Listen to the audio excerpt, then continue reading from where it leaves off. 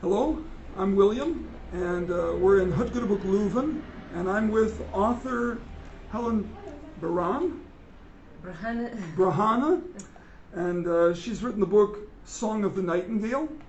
And I met her yesterday at Villanova when she was in the office working with HVK, which is Voice of the Martyrs in Dutch, the help for the Verdrukte Kerk, and she was with Joas. And they also went to a protest against the genocide that's happening in Tigray, which is the northern portion of Ethiopia. So we're just going to talk about Helen and what God's done in her life and what's brought her to here today. And I have certain questions to ask her, and I hope that you listen along. I know that many of you are not English speaking. There is information available about Helen, and her book is also available in Dutch. Any of the books that are available from Help for the Verdrukte Kerk in Belgium, you can order through us, and we can provide them in a Hutgudebook, like Helen's book, that is also available through us. So Helen, thank you for coming. And thank you for being with me today. Thank you. I just would like to have a short summary of your life. And from your birth till now. Yeah, my name is Helen Berhane. I'm originally from Eritrea, East Africa. I started attend a church when I was 8 years old because of my grandmother. She was a very believer, lovely grandmother. Yeah, so I came through her. But later on, my dad, he built a new house. So we moved there. So I started attending Tahadduso church. It's a huge revival at the time. So I started to write my own songs when I was 14 years old. Yeah. But always also I'm reading my Bible. Always I'm keeping asking God. So finally I start reading about persecution. My last book was Richard Rumbrand, Torturing for Christ. I've read the book too. Yeah, so I have been reading it by Amharic at that time. So I have been telling people about persecution, so people, why you are speaking about persecution? And how old were you? Before my imprisonment. So it's kind of around 20s, 20 something. Okay. Yeah. So when we get freedom in 91, so yeah, I start also this kind of movement. Finally, they arrest me. So then you were put in prison, and we talked on the bus. You were actually arrested several times before that long couple-year period where you were tortured and put in prison. Why did they first put you in jail? When they first arrested you, what was the reason? Yeah, because when we get this freedom, you don't think it can happen prison. We thought we are free. But I don't know why it's hard for me until now to understand. So, yeah, when I'm preaching on the street and everywhere, they start to arrest me. Yeah, so I have been in and out, in and out. One day when I'm preaching on the hospital, so they arrest me. So 11 days without enough air in small, tiny, solitary confinement. So it was very harsh. So they sent me home. So the persecution starts slowly. Okay. So finally, in 2002, the government would recognize it only for religious groups: Orthodox, Catholic, Lutheran, Evangelical, Sunni Islam. But it's not right. Even the Patriarch Orthodox have been house arrest since 2007. Okay. He died now, 9 February, now Okay. in 2022. So what they are saying, what they are doing is totally different. So you thought in '91 that your country was free, Yeah. and that you had a freedom, but in fact the government has slowly and systematically been imprisoning people, and even the head of the recognized Orthodox Church was under house arrest for many years and has recently died. Yeah. So and you had been shut imprisoned many times. been many times. So they shut down the church activities like this Pentecostal, Lutheran, all this shut Okay. down. So I decide to record song. At least people can hear it inside the house. Okay. Also, we made one film with one singer. It says, "The cure for the world is the gospel." The government are not happy about that, so they start to follow me what I'm doing. So your solution for the crackdown, the persecution of Christians, was to say, well, then I'll produce music, which is allowed, and you made a music video and said that the gospel is the solution for our problems, and that's when the government becomes to... Yeah, when the and that's church... where this story begins then, really. Yes. Okay. So they say, when the church shut down, how she record CD, also film.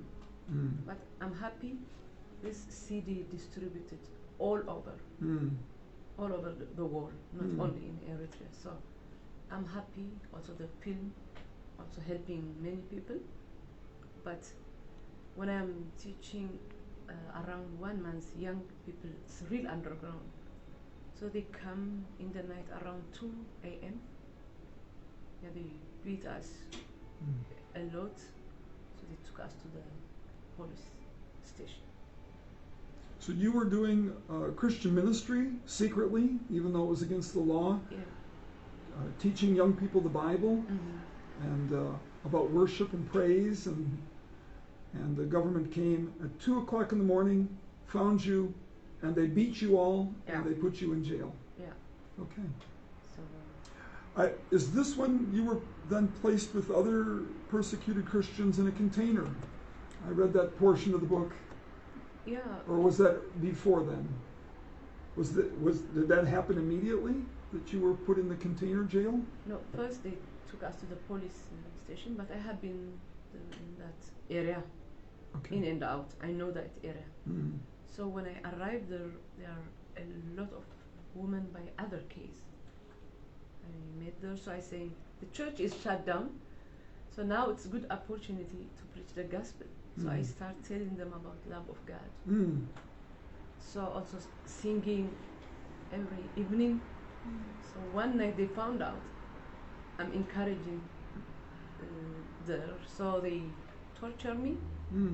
So the prison in Eritrea is from bad to worst. Okay. So they asked me to move to other area. It's military. They call it Adda Abeto. Okay. It's dead area. There are many young people, instead of working, studying, get married, they collect them. Okay. So when you see as a citizen, you feel very bad and like, what is going on here? Is this freedom or slavery? It's hard to see the difference. So I'm asking what's going on. You don't have any right. You are also prisoner. So they took me a little bit far from that. It's not that far. So when I entered there, I saw many young people deported from Malta. Okay. So when you deport, for example, if they found you to escape Sudan, they put you in prison, but before that they torture you. If you move to Ethiopia, to Tigray region by North Ethiopia, they shoot you on the border. So if you escape somewhere, if you back, you are in trouble. So these people deported from Malta. Okay. So they are shouting in the night, they are vomiting. So I have been 3 weeks without any rest. When they are vomiting, we are the one cleaning. One nurse for this huge area. One nurse. So when he put infusion, so we are the one waiting for the infusion house. Yeah, until in the morning. About how many people were there being tortured? In that room, maybe 8. 8. In one okay. room. In one room. Also 2, also in solitary confinement. Okay. One is from ambassador, Saudi Arab ambassador, but in Eritrea. Okay. So he had been in this tiny solitary confinement. Mm. So 3 weeks without any rest. So finally, when I'm praying, one of them in the solitary confinement, the other one was very sick and he beat himself. Mm. So they took him in the corridor, bleeding. So when I start praying for him, they are not happy. Mm. So they say, yeah, now we need to put her in container so she can't pray, she can't do anything. Mm. So they thought. They thought, yeah. They they thought. So they send me to that container. To the container. Is it in the same dead zone? No. Oh, it's in a different location. More far. Further away. Adabeto is far from the city, plus Yep. this one is out of the city. Okay. So it's hard also for the family to visit you. Yep. Yeah. Okay. Wow. The dead zone, you said there were 8 in one room and 2 in solitary confinement, but there were many people who are brought there. Oh, in this big hall, 2,000 in one. This huge halls. These halls, there's 2,000 in each one. Yeah. And these are people Also, they who sleep tight to each other. I will send you the video. Ah. There is documentary about that. After a long time. And the people can't rest, they can't sleep. I did read in the book in one place that you had to take turns. In one of the places you were tortured, there were so many people packed in, you had to take turns who would stand and who would rest. Yeah, it's in container.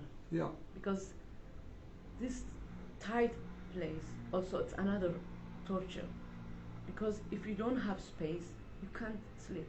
So we have been sitting, give chance to the others. Mm. So when they wake up in the morning, we are sleeping. Mm. So I know how it's hard, but these people, 2,000 in one hall. In also, one hall. yeah, there are halls in Adda Abed.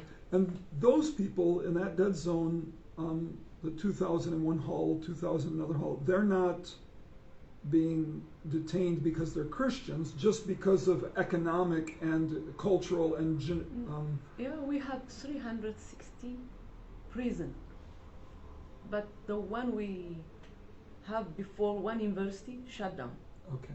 So it's kind of totally distraction in my country. Okay.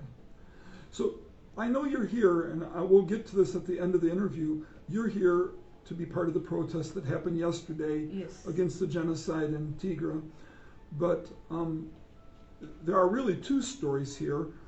One is what the government's doing to Christians and how they've treated you because of your faith, but also now how you want to stand up and help those who are being tortured just because they're Tigray, not because they're Christians. So it's now the persecution that happened to Christians is happening to a whole race, a whole region. Yeah, because it starts in Eritrea, so now it's overflow to Tigray. Okay. So they destroy churches, they stolen the old Orthodox books. Okay. It's Bible. Yeah. So, yeah, we need to react. What they are doing. Also, there are many priests killed inside the church. In Aksum, for example, around 8,000 people shooting by the Eritrean troops. So, which means normally you hide yourself in the church, but they kill them when they are hiding in the church. They stolen all the church material. Yeah. Wow. Also, they rape priest's wife. What that mean?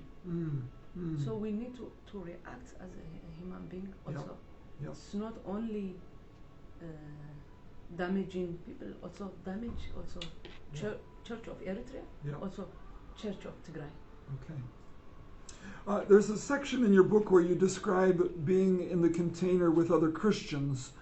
And I just wanted to read a little bit, actually, and ask you a question about it. So this is from page 60 in Song of the Nightingale, and it says, "It was an incredible experience to share my imprisonment with others who were also imprisoned for their faith. However, with Christians from 6 different denominations in one container, we often found that we disagreed. For example, there was one lady who was a traditional Orthodox Christian, a very strong believer. And if I told a joke as part of my Bible teaching, she disapproved. So she actually began to pray and worship alone, and even eat alone. I found it amazing that even in a container she would not socialize with Christians she perceived to be too worldly. Other people argued over how we prayed. Some people preferred to pray silently, while others would pray out loud in such a small space it was easy to see why this was a problem. And I had to remind them, we are not in our churches now. In our own church halls, we can do as we please, but here we must tolerate each other's differences.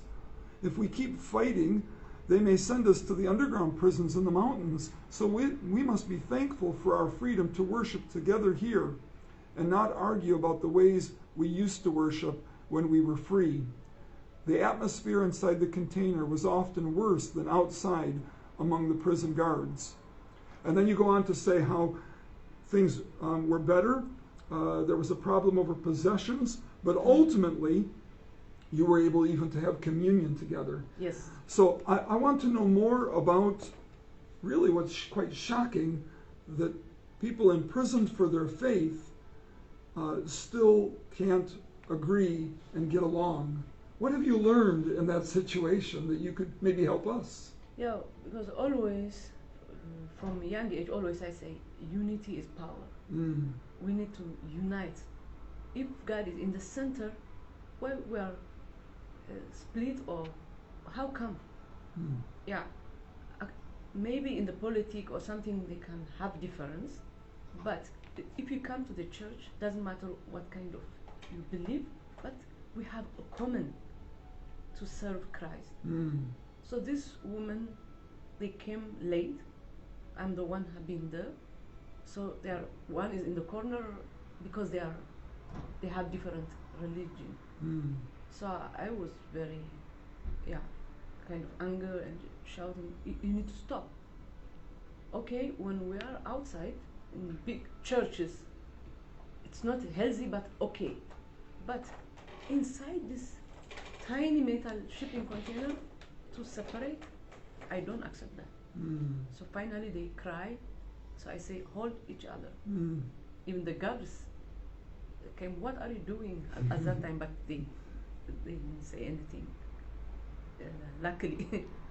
So I say, we need to prepare one kind of water as a Holy Communion. This Holy Communion can heal us from the sickness, because sometimes it's kind of contamination, sickness come in the church, separation, all this kind of. So they cry and they drink, all of them. So from today, I don't want to hear this kind of thing. If you continue, I don't want to go to underground. Container is enough for me. I don't want to continue to underground because I know they have underground. So they are quiet, nobody. If new people came, if they won't speak about their religion, please don't say anything. You need to submit. So all of them, until I release, we have been together. Okay. So I don't believe that. So up to that moment, you had been imprisoned and tortured, beat, and harmed and chained for about a year before this incident, and then for another year afterwards. You were about 2 years in the containers? 32 months I have been. 32 months. Yeah. But the biggest torture was after 2 years. Okay. Even though they torture me all the time. Yeah. But the last one is in 2 years. Okay. And what do you want to explain what happened, or I mean, the book goes into much detail. It's difficult to read. I must warn people, if you've ever read like Fox's Book of Martyrs or other books about persecution, the truth is difficult to hear. And we don't read it for its sensationalism or to glorify the evil that has been done, but to recognize the grace of what God has done to preserve people like Helen. So I don't ask to do you pain, but I think to imagine when we see what happened to Jesus, we read all of the terrible things that happened to Jesus, then we understand the price he paid. And when we see what people like you have done for your faith, we understand the grace of God. It carries you through. You couldn't walk, and now you can go to the gym. God has healed you. So I'm not asking to glorify the pain, but I think it helps people to understand that if you can suffer this and love God, trust him, and he heals you afterwards, it will give them courage, I hope. Even people who might be seeing this, that are seeing it in other countries, wondering, should I stand for my faith? You would say yes. Yeah, what is happening, as you ask me, after 2 years, because I have been sending messages, 4 or 5 letters for the prisoners. There are around 23 metal shipping containers in that area. So I have been sending letters. Gospel messages and scriptures. Yes. But you were even doing this with the guards. Guards, also many things. Because when somebody says, don't do it, so you do it anyway. Curiosity more, you do it. Yeah. But they don't understand that. So from the prisoners, I started teaching guards. So that was make them very angry. Angry.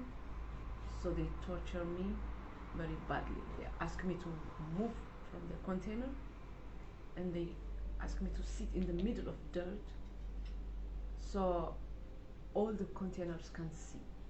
Just they use you to scare others. Yeah. So they say, how do you remember this? Because it's 2-page. They found it. Yeah. So I say, it's in my mind.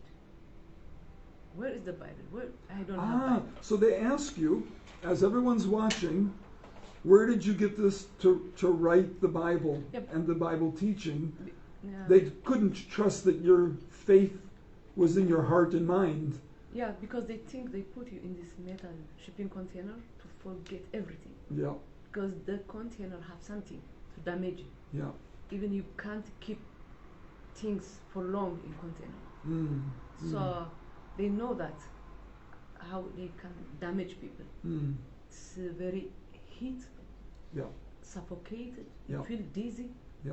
So they know that. The temperatures are in the very, very hot, like an oven in the day, and very cold dizzy. At night. Also your face, it's kind of, you look kind of black. So when they open the container, when they send you to the toilet, they don't stand. They open it, they run, because it's come like an oven. Yeah. Yeah. So they know that. That's why they put you in this area. So they are surprised how I remember this 2-page. Yes. So when I say it's in my mind, okay, so we destroyed them. So they beat me a lot in my head. By everything what they have fits. So I feel kind of dizzy. Just only I protect my face. So finally they send me back to the container. It's bloody pain, headache, all night. Early in the morning again they call me. That's why I told you it's from bad to worse. So I'm like, why? Why now they ask me? So they took me far from the container for more torture. So when I arrived there, I saw this black stick. So I said, now is the time to prepare to die, because I know they kill people by that stick. I know. So he came with this paper. Helen, we know you are teaching prisoners, but now you start teaching guards. You need to stop it. So I say, I have been in this metal container for 2 years. The reason I am here because I'm preaching the gospel. So I can't stop preaching the gospel. You put me in the container, it's your responsibility to kind of watching what's happening, but I can't stop. So he picked this black stick. So immediately the word came to my mind from Isaiah 53:7. He's not open his mouth, which means Jesus, when they torture him, he's not open his mouth. So I say, who am I to shout? Jesus, he's innocent. He haven't done anything. But as a human being, we have this Adamic thing also. I say, who am I to shout? Just I keep silent. So he tortured me countless times. Because I'm not shouting, he's the one shout. Yeah, he's calling about the,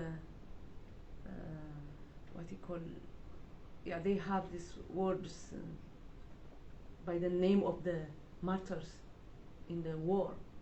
But they have been martyred for the war, for freedom to us, not to torture us. So he misused this word. So I'm like, what's going on? He's shouting. So he gave me 5 minutes break. So he says, Helen, you need to stop saying Jesus. He says Jesus. So I'm like, what? So I can't stop saying Jesus in one head, only one mouth. So he again anger and he tortured me countless times. He's the one exhausted. So finally he's kind of sitting and he says, Helen, what do you think? So I told him, you did your job.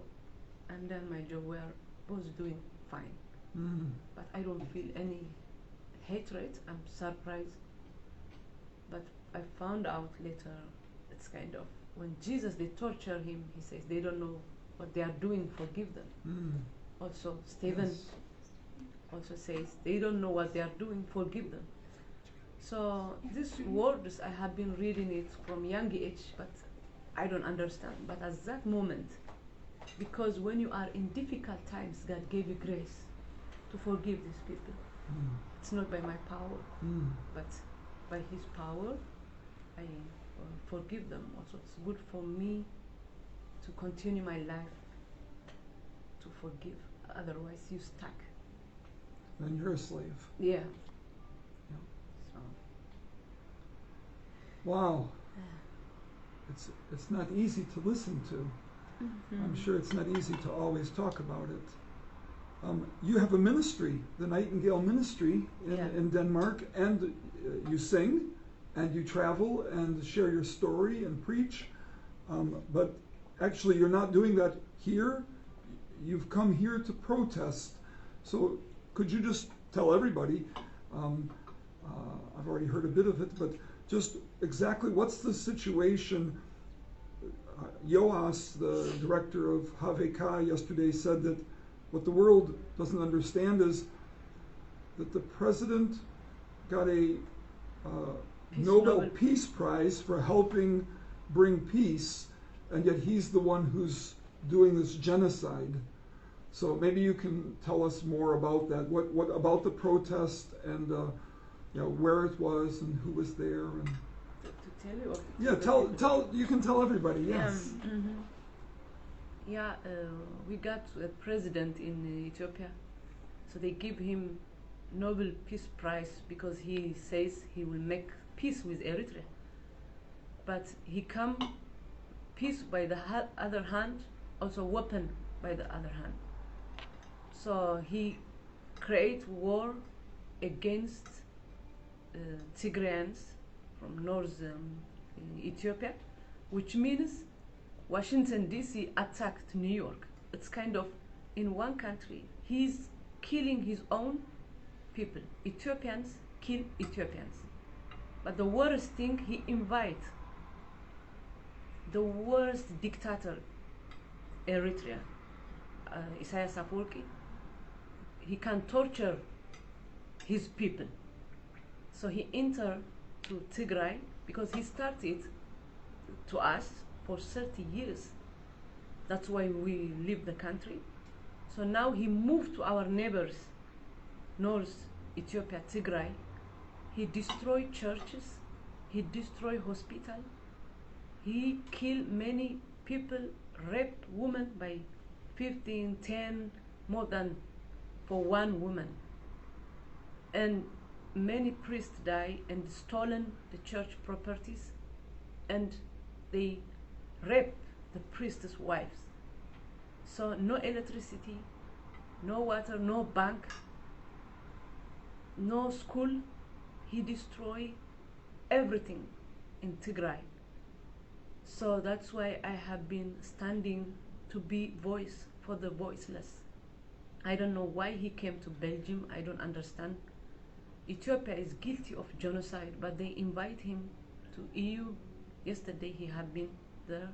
So we have been shouting and be voice for those people, because Tigray is now 360-degree blockage.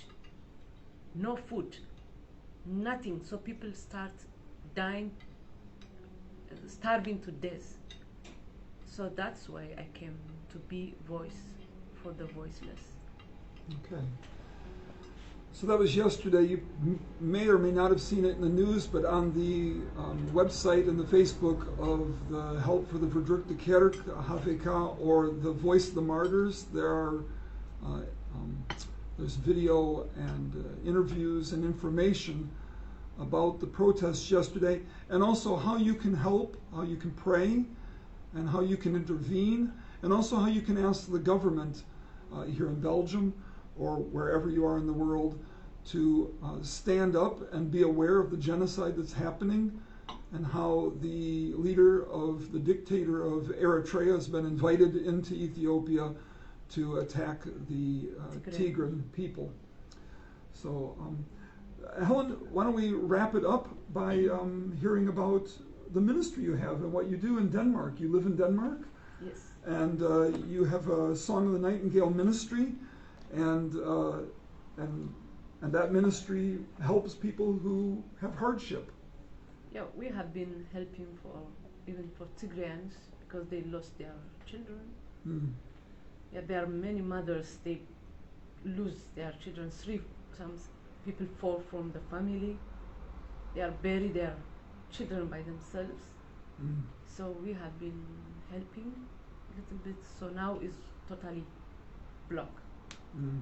So it's very hard, but you had been sending goods and supplies into Tigray financially, but now, as you say, the whole area of Tigray is completely blockaded all the way around. There are no goods going in, no finances either. Yeah, people dying, lack of medicine, lack of food, children's dying. Yeah. So I hope now, if it's open, so we will continue. People can buy your book. That will help. How else can they support or in some way be involved with Song of the Nightingale? Are there ways that a Belgian could somehow help support the ministry or your work helping the Tigrans? Yeah, they can help through Voice of Martyrs, so they can contact me. Okay. We have a website, new Build Tigray. So, okay. Yeah. So I can give the website how we are. And what is it, the website of your ministry? No, my ministry goes direct to the people supporting. Okay. Everywhere. But this Rebuild Tigray also, every month I have this Zoom prayer meeting. Okay. So we show them if they are interested as a voluntary to help, because the whole country is damaged by our government. So Eritrea. Yeah, he destroyed it. Yeah. So we need to do something rebuild for future peace, because it's not good for us. We feel guilty.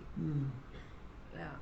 Is it possible now outside of Tigray in Eritrea for people to visit or to help rebuild a church or to give assistance to the believers there? Is that possible? In Eritrea? In Eritrea. Yeah, I do it for many years. Otherwise, they can't survive until now. Okay. That's why I have been traveling since 2008 Yeah. with different organizations, so we get support. Mm. So this organization, so we help for the prisoners' family, and yeah. Is what happened to you still happening in Eritrea? Are there people? People still in containers, and is there still religious persecution there? Yeah, nothing is changed. Even worse, people dying. It's even worse. You don't allow this COVID medicines. Okay. Nothing. So people dying every day. Okay. Starving also. Well, thank you, Helen. Sometimes it's difficult when we are in such a comfortable, safe environment to think of how it is there and the needs of the people there. I really appreciate it. If you're interested in this book, you can buy that here. We'll have it available from today. We have some copies, and in fact, we have a few copies in English, and we can get copies in Dutch from Voice of the Martyrs. So thank you for listening. And if you have questions, please send them. Helen's very active on social media, and if you want more information or you want to know more about it, you could also contact HVK. Het is mogelijk in het Nederlands. Al die informatie, de boek, dat is in 9 talen, maar ook al de verhaal wat je hebt gehoord, ook interviews en andere informatie over wat Helen heeft meegemaakt, bestaat in het Nederlands. HVK, Help voor de Verdrukte Kerk, heeft ook interviews en opnemingen gedaan en informatie doorgegeven. Zoals je vond het moeilijk in het Engels te volgen, of als die accent van ik of van Helen moeilijk is, of de geluid niet goed is, dan ik zal een link aan ons Facebook en ook aan de YouTube daar zetten, waar je kan de informatie krijgen van Help voor de Verdrukte Kerk hier in België. En je kan meer informatie krijgen. Dankjewel. God zegen.